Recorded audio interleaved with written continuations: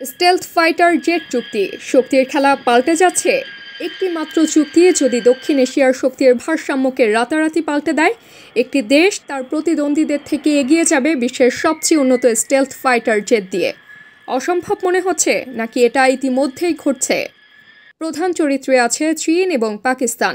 চীন বিশ্বজুড়ে আধুনিক সামরিক প্রযুক্তির নেতা এবং পাকিস্তান দক্ষিণ এশিয়ার শক্তির খেলায় নিজেদের অবস্থান সুদৃঢ় করার চেষ্টা করছে। কিন্তু প্রশ্ন হলো, এই জোট কি কেবল কৌশলগত নাকি এর পেছনে আরও গভীর উদ্দেশ্য আছে?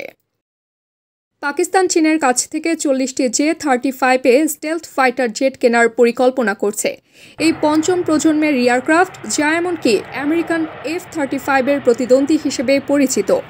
কেন চীন তাদের সর্বাধুনিক সামরিক প্রযুক্তি রপ্তানি করছে? এই চুক্তির প্রভাব পড়বে পুরো দক্ষিণ এশিয়ায়, যেখানে ইতিমধ্যেই উত্তেজনা তুঙ্গে। এই জেটগুলো পাকিস্তানকে ভারতীয় বিমান প্রতিরক্ষা ব্যবস্থার ওপর প্রভাব বিস্তার করার সুযোগ করে দেবে। এটা কি ভারতের জন্য নতুন অস্ত্র কেনার চাপ তৈরি করবে, যা হয়তো পশ্চিমা দেশগুলোর সাথে তাদের সম্পর্ক আরও দৃঢ় করবে? এই জেটগুলো সরবরাহ করা হবে 2 বছরের মধ্যেই, কিন্তু এর প্রভাব এখনই টের পাওয়া যাচ্ছে। অনেক বিশ্লেষক মনে করছেন এই চুক্তি একটি নতুন অস্ত্র প্রতিযোগিতার সূচনা করতে পারে। তবে প্রশ্ন হলো, 2 বছর কি যথেষ্ট সময় পাকিস্তানের জন্য এই আধুনিক জেটগুলো দক্ষতার সাথে পরিচালনা করার জন্য? এটি শুধুমাত্র একটি সামরিক চুক্তি নয়, এটি একটি কৌশলগত বার্তা। এটি পাকিস্তান চীন সম্পর্ককে আরও ঘনিষ্ঠ করে তুলছে এবং দক্ষিণ এশিয়ার শক্তির ভারসাম্যকে পরিবর্তন করার চেষ্টা করছে। পাকিস্তান কি সত্যি এই প্রযুক্তির নিয়ন্ত্রণ পাবে, নাকি চীনের উপর তাদের নির্ভরশীলতা থেকেই যাবে?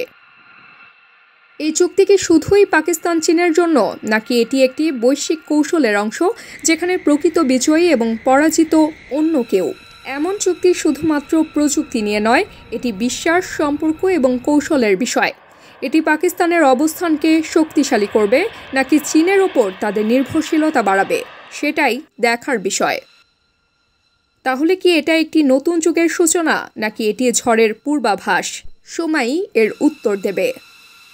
তাবাসসুম হক আনিকা, দৈনিক আওয়ার বাংলাদেশ।